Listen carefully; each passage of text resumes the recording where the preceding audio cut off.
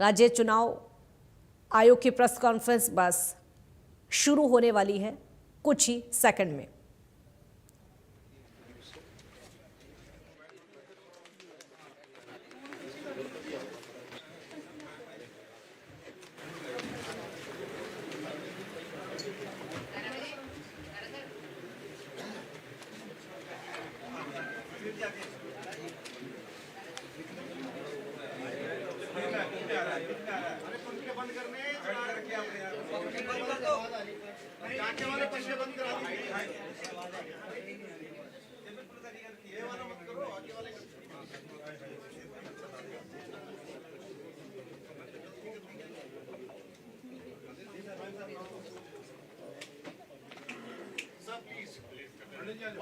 आप सबका वो कर दो।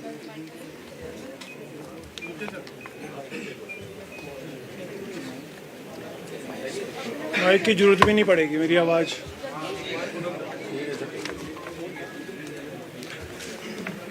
नमस्कार। प्रिंट व इलेक्ट्रॉनिक के मीडिया के सभी साथियों का मैं यहाँ पहुँचने पर हार्दिक अभिनंदन करता हूँ। सबसे पहले कल डॉक्टर अंबेडकर की जयंती है और वैसाखी पर्व भी है, उसकी मैं आप सबको अग्रिम बधाई देता हूँ।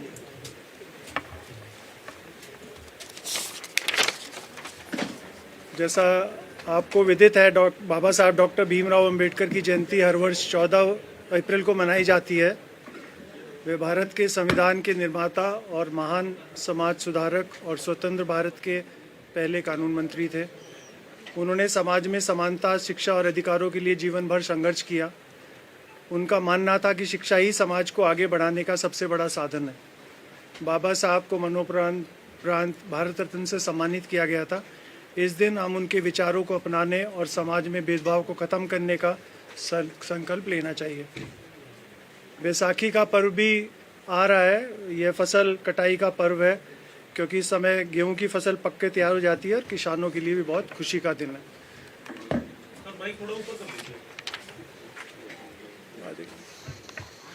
आज हम यहाँ एक महत्वपूर्ण संवैधानिक दायित्व के निर्वहन हेतु एकत्र हुए हैं।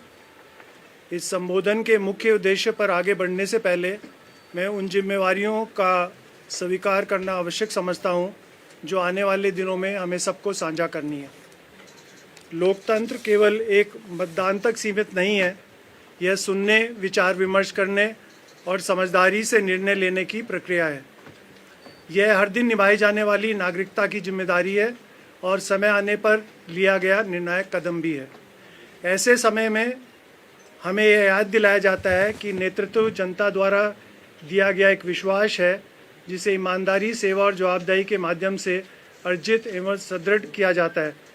किसी भी संस्था की वास्तविक शक्ति उस विश्वास में होती है जो लोग उसमें रखते हैं, और इस विश्वास को खुले, निष्पक्ष और पारदर्शी प्रक्रियाओं के माध्यम से निरंतर मजबूत करना आवश्यक है। हमारा सबसे बड़ा कर्तव्य अब यह निश्चित करना है कि आने वाले दिन हमारे सर्वोत्तम आचरण का परिचय दें। विचारों में मतभेद कभी भी हमारे उद्देश्य में विभाजन का कारण न बने। हमें विचारों पर स्वस्थ प्रतिस्पर्धा करनी चाहिए, न कि व्यक्तियों पर। हमें दृढ़ विश्वास के साथ प्रचार करना है, परंतु मर्यादा और गरिमा बनाए रखनी है। जैसा कि हम सब जानते हैं, लोकतंत्र को सुदृढ़ करने में मीडिया व प्रेस का अत्यंत महत्वपूर्ण भूमिका है। चुनाव लोकतंत्र का एक महत्वपूर्ण पक्ष ही नहीं, बल्कि उसका सबसे बड़ा पर्व है, जिसमें प्रत्येक नागरिक की भागीदारी आवश्यक है। इसलिए आज मैं अपने संबोधन के माध्यम से मीडिया से अपील करना चाहता हूं कि इस संवैधानिक उद्देश्यों को पूरा करने के लिए राज्य चुनाव आयोग को मीडिया का भरपूर सहयोग और सक्रिय भागीदारी की आशा है, जो आप करेंगे, जिससे कि चुनाव आयोग आम जनता को राज्य निर्वाचन आयोग द्वारा समय समय पर जारी दिशा निर्देशों का प्रभावी रूप से जन तक पहुंचाया जा सके। इसी कृत्य भावना और अपनी लोकतांत्रिक परंपरा के प्रति गहरे सम्मान के साथ मैं अब आगामी चुनावों से संबंधित महत्वपूर्ण घोषणा की ओर अग्रसर होता हूं।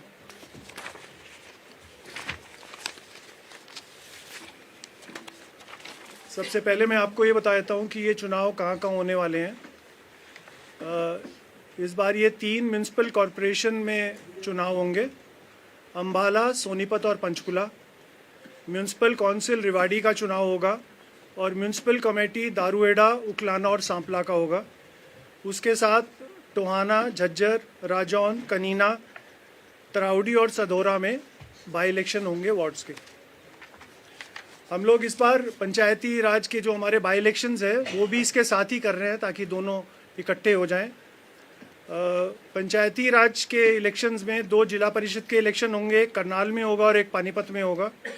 12 पंचायत समितियों के इलेक्शन होंगे, 29 सरपंच और 485 पंच, टोटल 528 है। और ग्राम पंचायत मंडी आदमपुर, जवाहर नगर, ब्लॉक आदमपुर हिसार में, और ग्राम पंचायत गोविंदपुरा और पोलर, ये ब्लॉक 7 कैथल में है।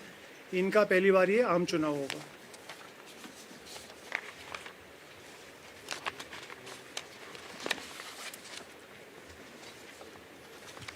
अब मैं जो ये दोनों जो आपको बताया है चुनाव कार्यक्रम की ये इस तरह रहेगा। नामांकन के लिए रिटर्निंग ऑफिसर द्वारा नोटिस चिपकाना तथा प्रकाशित करने की तिथि रहेगी 15 अप्रैल, जो बुधवार का दिन है।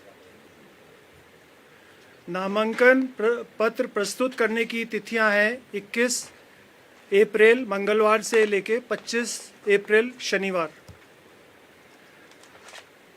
नामांकन पत्रों की जांच पड़ताल करने की तिथि है 27 अप्रैल सोमवार। उसी दिन उम्मीदवार 28 तारीख को 28 अप्रैल को उम्मीदवारी वापस लेने की अंतिम तिथि है। 28 तारीख को ही चुनाव लड़ने वाले उम्मीदवारों को चुनाव चिन्ह बांटे जाएंगे और उसी दिन ही चुनाव लड़ने वाले उम्मीदवारों की सूची चिपका दी जाएगी प्रशासन द्वारा। चुनाव की तिथि है रविवार 10 मई 2026। चुनाव का समय रहेगा 8 बजे से 6 बजे तक। यदि दोबारा मतदान की ज़रूरत पड़ी तो वो दोबारा मतदान होगा 12 मई को मंगलवार, और मतगणना की तिथि 13 मई 2026 को। और जो ये पंचायती राज संस्थाओं की जो गिनती है वो हम कोशिश करेंगे कि उसी दिन इलेक्शन के बाद हम उसको पूरा कर लें।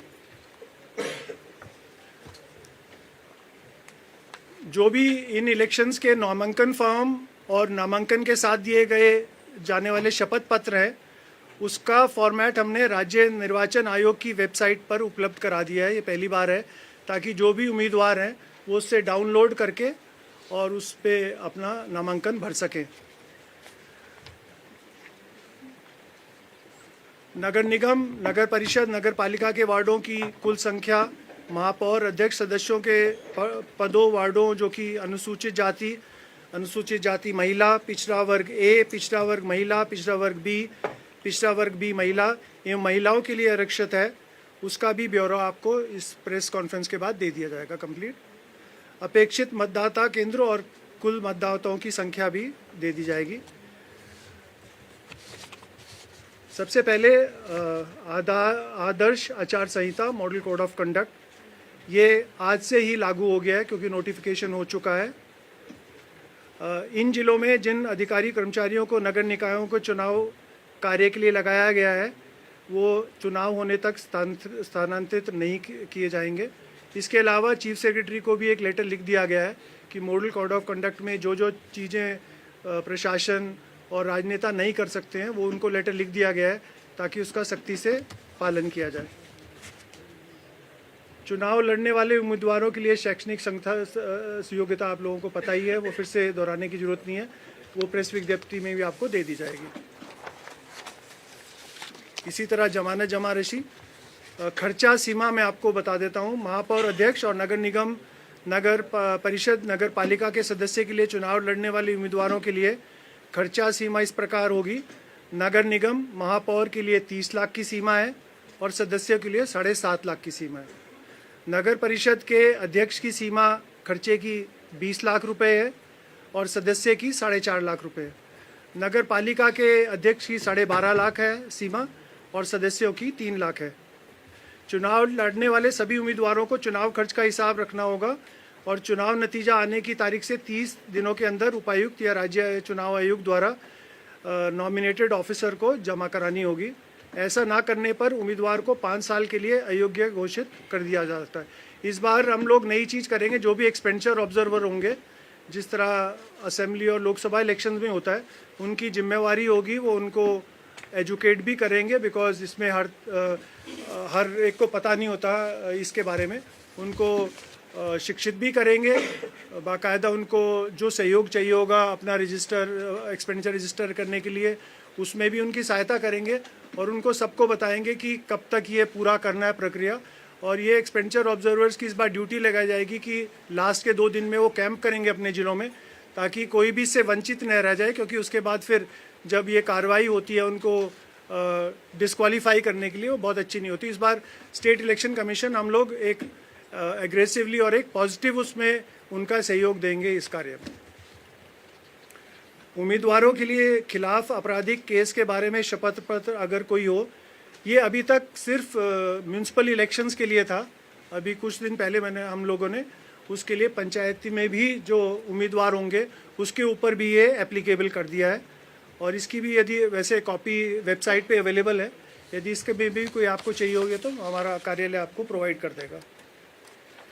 ये सिर्फ ये था क्योंकि हमें लगा कि क्योंकि लोकल बॉडी के इलेक्शंस, म्यूनसिपल इलेक्शंस भी हैं और पंचायती राज हैं, सिर्फ एक पे ही अप्लाई नहीं हो सकता, ये सब पे अप्लाई होना चाहिए, क्योंकि वहाँ पे भी इस तरह के आपराधिक बैकग्राउंड के लोग चुनाव लड़ते हैं, उनको भी ताकि उसी प्रक्रिया के थ्रू जाना पड़े जैसे बाकी लोग करते हैं। ये फर्स्ट टाइम हो रहा है सर? पंचायतों में पहली बार हो रहा है, अभी तक म्यूनसिपल पे था, लेकिन पंचायतों पे भी हमने उस पे ऐड कर दिया है उसको। नगर निगम के में महापौर के पद और नगर परिषद नगर पालिकाओं में अध्यक्ष के पद संबंधित नगर निगम, नगर परिषद, नगर पालिका के क्षेत्रीय निर्वाचन क्षेत्रों वार्डों से प्रत्येक चुनाव के जरिए भरे जाएंगे। डायरेक्ट इलेक्शंस होंगे इन सारी पोस्ट को, जैसे हो आपको पता ही है। और इसी प्रकार संबंधित नगर निगम, नगर परिषद, नगर पालिका के क्षेत्रीय निर्वाचन क्षेत्रों वार्डों के योग्य मतदाता अपने मत डालकर सीधा अपने महापौर अध्यक्ष का चुनाव करेंगे।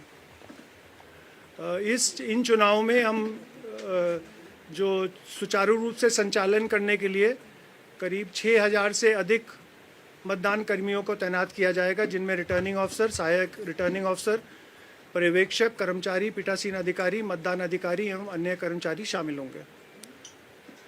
संवेदनशील और अति संवेदनशील बूथों पर पुलिस की तैयारी के लिए हमने पहले ही इसके डायरेक्शंस दे दिए हैं।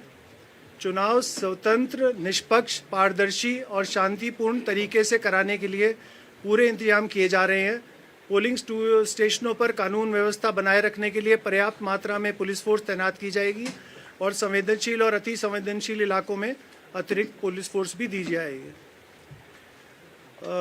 ये जितने चुनाव होंगे ये सब ईवीएम के थ्रू होंगे। राज्य में नगर निकायों के आम उपचुनाव को कराने के लिए 2000 से अधिक ईवीएम का इस्तेमाल किया जाएगा। हर पद यानी महापौर, अध्यक्ष और सदस्य के लिए अलग अलग ईवीएम का प्रयोग किया जाएगा। एक नोटा, इन चुनावों में भी नोटा का विकल्प का उपयोग किया जाएगा, ताकि जो मतदाता मतदान केंद्र पर आते हैं और ये तय करते हैं कि वे चुनाव लड़ रहे किसी भी उम्मीदवार को वोट नहीं देंगे, वे अपनी गोपनीयता के अधिकार को बनाए रखते हुए किसी उम्मीदवार को वोट ना देने का अधिकार को बनाए रखेंगे। इसमें हमने एक 7 अप्रैल को निकाला है। पहले जो डायरेक्शन थे SC से उसमें ये था कि यदि नोटा के वोट सबसे ज़्यादा है उम्मीदवारों से तो उसमें री इलेक्शन होंगे। तो वो हमने सुप्रीम कोर्ट का भी है, इलेक्शन कमीशन का भी है और सब जगह है। हमने अभी ये कहा है नोटा का प्रयोग तो होगा, लेकिन नोटा की वोटों को निकाल के जिसका सबसे अधिक वोट होंगे उसको निर्वाचित घोषित कर दिया जाएगा। Total number of votes polled या वैलिड? नहीं, माइनस नोटा? नहीं, अब प्लीज़, अब इसमें है सपोज 100 वैलिड वोट्स डले हैं नोटा में, टोटल, और नोटा में वोट्स 40 हैं, उसके बाद अगले उम्मीदवार के 35 हैं और फिर 25 हैं, तो 35 वाला उम्मीदवार निर्वाचित घोषित तो नोटा बाहर हो जाएगा। नोटा बाहर हो जाएगा। ये हम लोगों ने नोटा कैंडिडेट नहीं है, इसके लिए हम लोगों ने 7 अप्रैल को, yes it was there but we change it,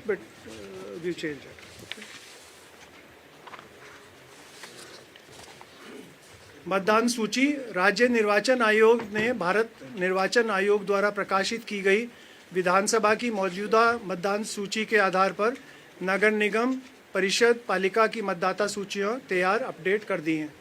ये जो हमारे एक्ट और रूल्स के अकॉर्डिंग है, उसके अकॉर्डिंग है। हालांकि अगर कोई व्यक्ति जिसका नाम संबंधित नगर निगम परिषद पालिका की वार्ड वाइज मतदाता सूची में शामिल नहीं है, लेकिन उसका नाम संबंधित विधानसभा चुनाव क्षेत्र की मतदान सूची के संबंधित भाग में मौजूद है, तो वह नामांकन दाखिल करने की आखिरी तारीख तक नगर निकाय की मतदान सूची में अपना नाम शामिल करने के लिए रिटर्निंग ऑफिसर से आवेदन कर सकता है। पंचायती राज में शायद ये first day of nomination, first day of nomination. ये नगर निकायों के लिए नामांकन का आखिरी तारीख है और पंचायती राज के संस्थाओं में हमारे एक्ट के अनुसार पहला दिन है। ये अभी हम लोग आपको बता देंगे जैसे जैसे अब डीसी से रिपोर्ट आएगी, ठीक है। एम्बिग्यूटी नहीं आगे पंचायती राज में फर्स्ट डे और उसमें लास्ट डे। देखिए प्लीज़ आप सब एक कोशिश करने की कोशिश कीजिए। जहाँ जहाँ हमें लग रहा है कि दोनों में सिमिलैरिटी नहीं है, जहाँ हम अपने लेवल पे कर रहे हैं, हम नोटिफिकेशन कर रहे हैं, जहाँ पे हमें लगता है कि हमें सिमिलर करने चाहिए वो हम राज्य सरकार को प्रस्ताव भेज रहे हैं और होपफुली अगले चुनाव में दोनों में कोई विसंगति आपको नहीं मिलेगी। कल्याण साहब, अक्सर ये होता है इलेक्शंस के अंदर जी, there are allegations and counter allegation and you people will be flooded with number of complaints जी, ऑल द टाइम। जी। What kind of mechanism you have devised? Is it online or to all media, or do you have any dashboard for disposal so that see वो होता क्या है कि normally जी आज complaint की 3 दिन बाद अकॉर्डिंग टू कन्वीनियंस हो जाता है काम। नहीं, क्या उस चीज़ में भी कोई ट्रांसपेरेंसी लाएंगे आप? बिल्कुल लाएंगे। आप लोगों का भी यदि कोई इसमें सुझाव है तो उसका भी स्वागत है, बट हम इसको एज क्लोज एज पॉसिबल कि जिसका कोई भी शिकायत है वो हमारे पास जल्दी से जल्दी आए, और यहाँ पे भी हम लोग कोशिश करेंगे कि उसकी शिकायत का निवारण भी बहुत जल्दी किया जाए। डैशबोर्ड होगा तो पता लगेगा। डैशबोर्ड भी करेंगे, हम वेबसाइट पे भी कर सकते हैं, हम ईमेल से भी कर सकते हैं। हम लोग जो भी सुचारू रूप से जिसको हम संचालित कर सकें, हम सारे प्रयत्न करेंगे ताकि इस तरह की स्टेट इलेक्शन कमीशन में जो भी शिकायत आएगी 24 घंटे उसका समाधान करने के लिए यहाँ पर कोई नोडल अफसर या कोई एक कंट्रोल रूम या कोई ऐसा स्थापित किया जा रहा है। ऐसा किया जाएगा और कोशिश रहेगी हमारी, मेरी डायरेक्शन रहेगी वो 24 घंटे में हो, लेकिन कई बार कुछ कहीं से रिपोर्ट मांगनी पड़ जाए उसमें तो हो सकता है, लेकिन हमारी कोशिश ये रहेगी और जिला प्रशासन को भी हम लोग ये डायरेक्शन देंगे कि इस तरह की चीज़ें उसको भी वो प्रायोरिटी पे ले। आचार संहिता जो लगेगी जी, ये कितनी जगह लगेगी? आचार संहिता तो जहाँ इलेक्शन होंगे वहीं लगेगी। मैं आपसे प्लीज़ एक आवेदन करता हूँ, मैं इसको सारे को कंप्लीट कर लूँ, बिकॉज बीच में आप करेंगे तो आप भी ट्रैक लूज कर जाएंगे सारे के सारे। ठीक है, ठीक है। मतदान सूची का आपको बता दिया। चुनाव कार्यक्रम जारी होने की तिथि से ना, ये तो कंप्लीट हो गया है।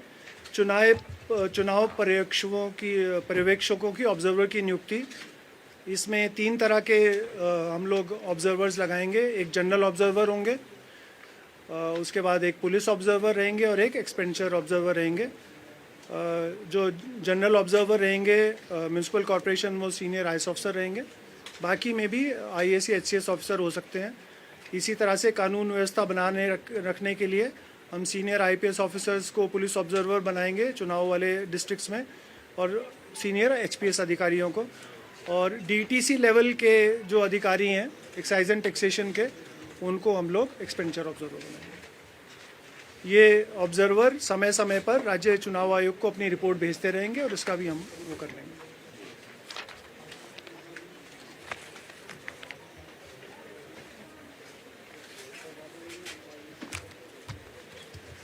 अब मैं राज्य सरकार के सभी अधिकारियों कर्मचारियों का धन्यवाद करना चाहता हूं, जिन्होंने अब तक राज्य निर्वाचन आयोग हरियाणा के निर्देशन एवं अधीक्षण में पंचायती राज संस्थाओं और स्थानीय निकायों के चुनाव को सफलतापूर्ण संचालन निश्चित किया है। अभी तक हरियाणा का बहुत क्लीन रिकॉर्ड है। आगामी चुनाव के लिए मैं भी उन्हें हार्दिक शुभकामनाएं देता हूं और आशा करता हूं कि वे अपनी कड़ी मेहनत से इन चुनावों को भी सफलतापूर्ण संचालन करेंगे। जमीनी स्तर पर निष्पक्ष और पारदर्शी तरीके से चुनाव संपन्न कराने वाली अधिकारी कर्मचारियों की मेहनत को ध्यान रखते हुए राज्य निर्वाचन आयोग हरियाणा द्वारा जो उनको हम लोग जो भी मानदेय देते हैं, हमने एक प्रस्ताव सक्षम प्राधिकारी को भेजा था कि इसको जो इलेक्शन कमीशन ऑफ इंडिया जो देता है अधिकारियों को और कर्मचारियों को, उसी के बराबर दिया जाए, बिकॉज सेम काम करते हैं। इसमें मुझे कोई ऐसा रीज़न नहीं लगा कि उनको आधा क्यों मिले। और मैं हर्ष के साथ आपको ये आज घोषणा करता हूँ कि जो कॉम्पिटेंट अथॉरिटी ने उसने पास कर दिया है, और अब इस इलेक्शन से जो इलेक्शन कमीशन ऑफ इंडिया जो रिम्यूनरेशन देता है, चाहे वो रिटर्निंग ऑफिसर हों, चाहे वो ऑब्जर्वर्स हों, चाहे वो रिटर्निंग ऑफिसर हो, वो इलेक्शन कमीशन ऑफ इंडिया के बराबर दिया जाएगा। और इसकी हम लोगों ने ये सूचना सबको भेज दी है। तो यही अब राज्य निर्वाचन आयोग हरियाणा ने जिला निर्वाचन अधिकारियों तथा चुनाव ड्यूटी पर तैनात किए जाने वाले सभी अधिकारियों कर्मचारियों के लिए भारत निर्वाचन आयोग की तर्ज पर मानदेय की दरों में संशोधन कर दिया है, जो इन्हीं चुनाव से लागू होगा। और अंत में आप सबके लिए, मीडिया की भूमि जहां चौथे स्तंभ की है, वही जनता में जागरूकता उत्पन्न करने में मीडिया की बहुत बड़ी भूमिका है। जनता को मतदान करने के लिए प्रेरित करने में मीडिया बड़ा योगदान दे सकता है। युवा, बुजुर्ग, महिलाएं सभी ज़्यादा से ज़्यादा मतदान केंद्रों तक पहुँचें। इसमें मीडिया के सकारात्मक भूमिका भी लोगों में जागरूकता पैदा कर सकती है। मैं स्टेट इलेक्शन कमीशन की तरफ से आप सबको अपील करता हूँ, बिकॉज लोकल बॉडी इलेक्शंस में और म्यूनसिपल इलेक्शंस में जो भी पिछली बार हमारी वोटिंग परसेंटेज रही है, यदि आप लोगों का सहयोग रहेगा तो इसको हम बढ़ाने की कोशिश करेंगे। ये एक पैरामीटर रहेगा हमारे सक्सेस का। और दूसरा, मैंने सभी जिलाधिकारियों को भी बोल दिया है, जो हमारे लोकल इलेक्शन में है उसमें वोटर स्लिप नहीं दी जाती थी, वो जनरली एमपी और एमएलए में दी जाती। उनको निर्देश दे दिया गया है कि चुनाव से 2-3 दिन पहले हर मतदाता को, हम नगर पालिका निकायों के इलेक्शंस में उनको वोटर स्लिप दी जाए, क्योंकि कई बार होता क्या है कि पिछले चुनाव के कन्फ्यूजन से वो कहीं चले जाते हैं, वहाँ उनकी वोट नहीं होती और उससे फिर हमारी वोटिंग पे भी होता है। तो इस बार इलेक्शन कमीशन ने ये भी एक सुनिश्चित करने के लिए कि हर वोटर को पता हो कि उसको कहाँ जाना है, और मुझे आशा है कि जिला प्रशासन भी इसमें पूरा सहयोग देगा और हमारी वोटिंग परसेंटेज प्रेस मीडिया के सहयोग से और जिला अधिकारियों के जो ये वोटर स्लिप का जो कार्यक्रम करेंगे, इससे हमारी वोटिंग परसेंटेज काफ़ी बढ़ेगी। धन्यवाद। सर, ईवीएम और वीवीपैट को लेकर के क्या जानकारी आपकी? देखिए, इलेक्शन ईवीएम से ही होंगे, वीवीपैट का कोई प्रावधान नहीं है, ईवीएम से ही होंगे। हाँ जी, देखिए वो एक अलग है जो भी सुनवाई है, बट आज क्योंकि हम लोगों ने ये अनाउंस कर दिया इलेक्शन, नहीं कोई आदेश नहीं है हाईकोर्ट का, इसमें कोई इंटरवेंशन नहीं है, और हम इलेक्शन ईवीएम से करेंगे, वीवीपैट के बिना ही करेंगे। नगर परिषद आमतौर पे जो चुनाव है, हाँ जी, नगर परिषद की संख्या कितनी है? नगर एक ही है, रिवाड़ी है। इसमें हमने 27 को जब नोटिफाई कर दी वोटर लिस्ट, हाँ। तो अब निगम वाइज वोटर लिस्ट की जानकारी दे ही सकते, जब नोटिफाइड है उसके बाद कोई ऐड होगा हो जाएगा। आज की डेट में जिस दिन डेट ऑफ आप घोषणा कर रहे हैं, हाँ, इस नगर निगम में कितनी मतदाता सूची के अनुसार वो है, वो तो बिल्कुल है, वो आज हम आपको दे देंगे। आप तो आपका सही नोटिफाइड 27 तारीख को नोटिफाई किया, उसके बाद आप डिक्लेयर किए हैं कोई बात नहीं। हाँ, मतदाता सूची है हमारा। कितने मतदाता इंपॉर्टेंट, वो अभी निकलवा के आपको दे, ठीक है, वो भी दे देंगे। अभी है, तैयारी है भैया, तैयारी है, दे दो भैया, इसमें अभी दे देंगे। वाली बात आपने कही है, मैं अभी जो आपने ये वोटर्स की लिस्ट का नंबर मांगा है, ठीक है, मैं ये मेरे इसमें है, वो सब इसका चुनाव का जब घोषणा करते हैं वो प्रक्रिया है वो मैंने सोचा कि बहुत लंबा ना हो जाए आपका, नहीं तो वो सारी है मेरे पास।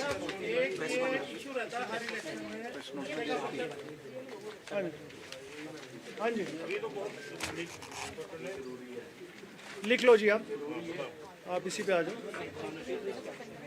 अम्बाला से शुरू करते हैं, वहाँ पे 20 वार्ड हैं, एक्सपेक्टेड पोलिंग बूथ 191 है, नंबर ऑफ इलेक्टर्स 1,98,224 हैं। ये जो इन्होंने प्रिलिमिनरी भेजा है, इसमें चेंजेस होंगे अभी, ठीक है। और इस तरह पंचकुला है, पंचकुला में ज़्यादा है मेरे ख्याल में। मैं आप इसका मुझे थोड़ा सा समय दे दीजिए, मैं आपको एग्जैक्ट दूंगा। मैं प्रेस में इस तरह की गलत इन्फॉर्मेशन नहीं देना चाहूँगा। ठीक है, मैं एग्जैक्टली आज शाम तक आपके पास दोपहर तक मिलेगा।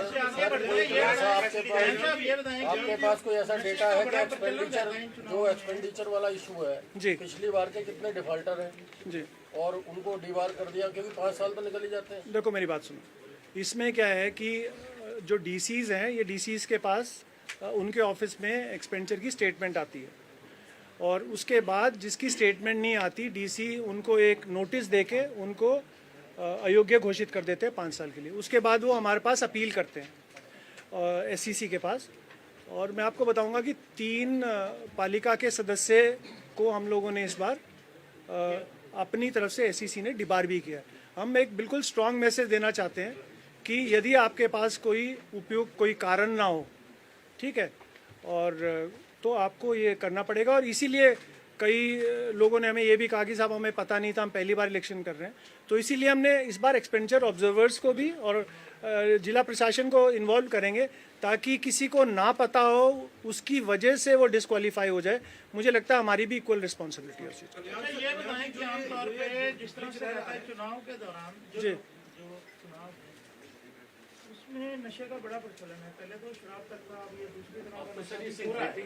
उस पर कैसे मतलब आपने, क्योंकि पुलिस का ऑब्जर्वर भी लगा लिया, तो किस तरह के निर्देश उनके लिए रहेंगे? दूसरा एक ये भी था कि क्या हरियाणा पुलिस से काम ले रहे हैं, कोई सेंट्रल फोर्सेस के लिए भी करवा?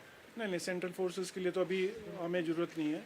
एक्साइज एंड टैक्सेशन में क्योंकि मैं काम कर चुका हूँ, देखिए जो डीटीसी हैं, वो जो एक्सपेंडिचर ऑब्जर्वर हैं, वो अपने अधिकारियों को नामित कर सकते हैं, और जो आप ये कह रहे हैं कि नशे का और शराब का जो भी उपयोग होता है, उनकी रिस्पॉन्सिबिलिटी लगाई जाएगी, क्योंकि वो एक्सपीरियंस भी है इस फील्ड में।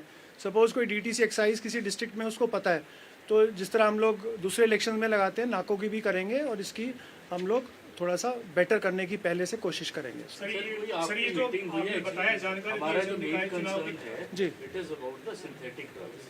ये छोड़ो, शराब शुरू तो बहुत अच्छी बात जी है। जी जी, it's about the synthetic drugs which is more deadly.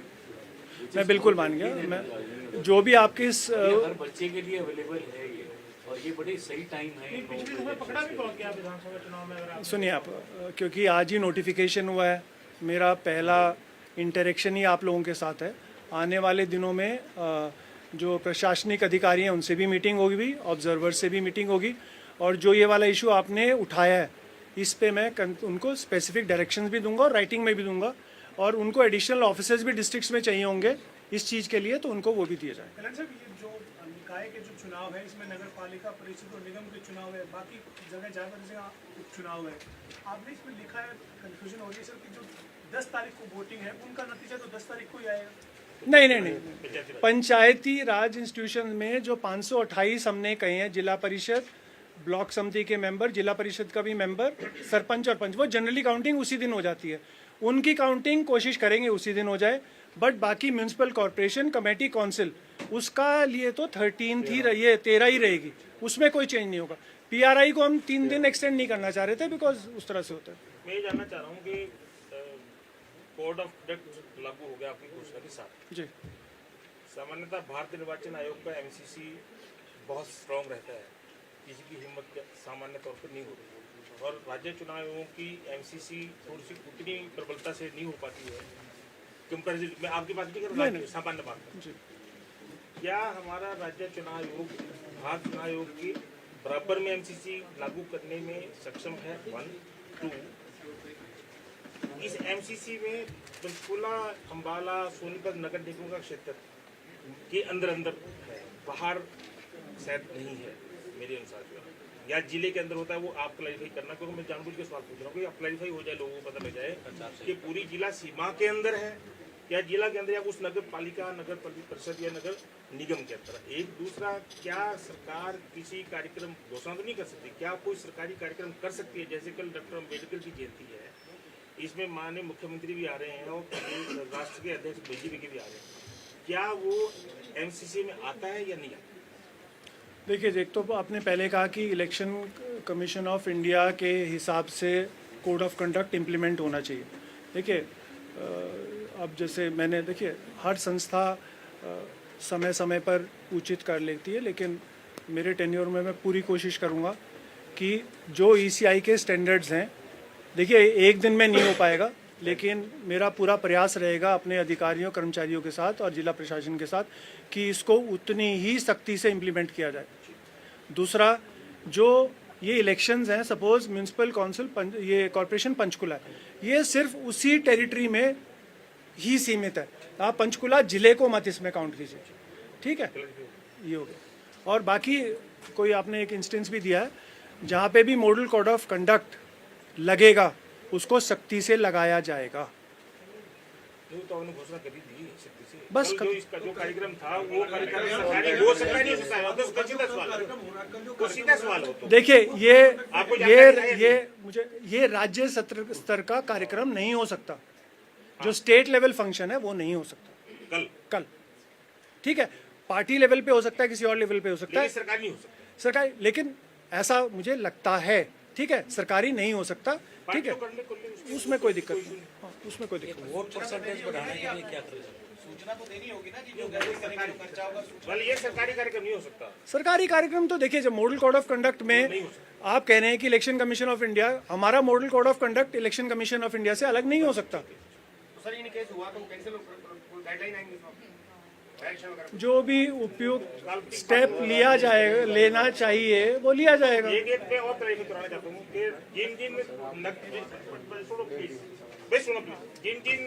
नगर निगमों, नगर पालिकाओं और नगर परिषद क्षेत्र में या पंचायती राज में कोड ऑफ लग गया है, उस क्षेत्र में कोई भी मंत्री, मुख्यमंत्री या कोई एमएलए सरकारी गाड़ी का प्रयोग इस काम के लिए नहीं कर सकता। किसी दूसरा अपने जो सरकारी कार्य है उसके लिए तो आ सकते हो, मीटिंग कर सकते हैं। क्या ये भी मतलब बिल्कुल, जो model code of conduct election commission of India का इस बारे में, वही स्टेट में भी वही लागू होगा, ठीक है? एक मेरा सवाल सर, आपने कहा वोट परसेंटेज बढ़ाएंगे, तो अपने स्तर पे कुछ प्रयास किए जाएंगे? देखो, हमने तो अपने स्तर पे वोटर स्लिप, मुझे लगता है कि एक बहुत बड़ा कारण होता क्या है कि, ठीक है, उसमें क्या होता है कि परिवार का एक सदस्य गया और वोट डालने गया और उसको उस पोलिंग स्टेशन पे नहीं मिली, तो वापस आके उसके परिवार के, तो मुझे लगता है एक बार वोटर स्लिप होगा।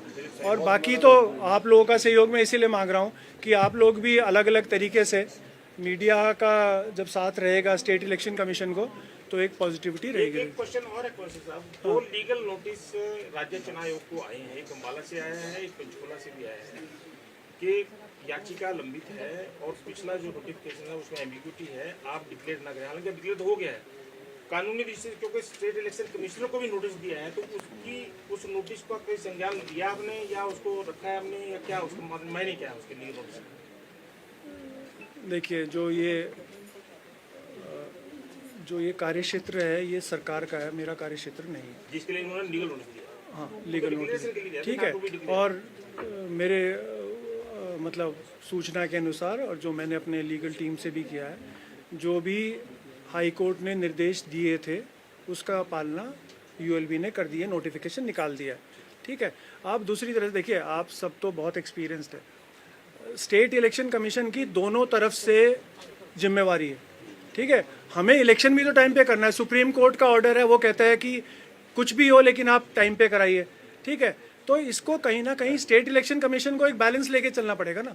आप इनऑर्डिनेट डिले नहीं कर सकते किसी भी चुनाव की, ठीक है? तो मेरा तो सोचना ये है कि हमें बैलेंस करके एज अ कॉन्स्टिट्यूशनल अथॉरिटी उसी तरह से अपना जो भी है लेना पड़ेगा। और जो आपने कहा है स्टेट फंक्शन का जो है, वो एक बार मैं चेक कर लूँगा कि स्टेट इलेक्शन कमीशन की परमिशन लेनी पड़ती है। कोई फंक्शन होगा कोई इस तरह का, I will check it and then do it, but जो मॉडल कोड ऑफ कंडक्ट में है उसका पूरा का पूरा पालन किया जाएगा। आपसे तो अनुमति लिए हुआ कुछ हो ही नहीं सकता, वो तो प्राइवेट को भी करना तभी अनुमति लेनी पड़ेगी। पॉइंट तो सिर्फ ये था कि सरकारी कार्यक्रम, मैंने आपको बोल दिया, सरकारी कार्यक्रम का जो भी model code of conduct ECI का है वही का वही हमारे यहाँ लागू होगा। Is it fine?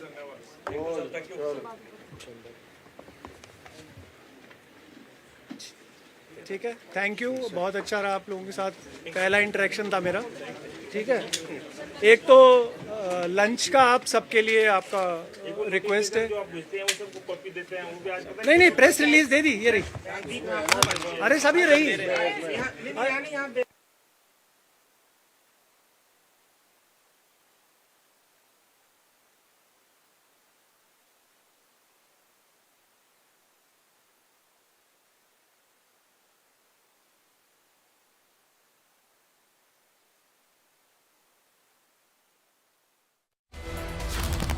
और इस वक्त की बड़ी खबर, बिग अपडेट। हरियाणा में निकाय चुनाव का ऐलान हो गया है प्रेस कॉन्फ्रेंस में। राज्य चुनाव आयोग ने प्रेस कॉन्फ्रेंस करके ऐलान कर दिया है 10 मई को होगा नगर निगम का चुनाव।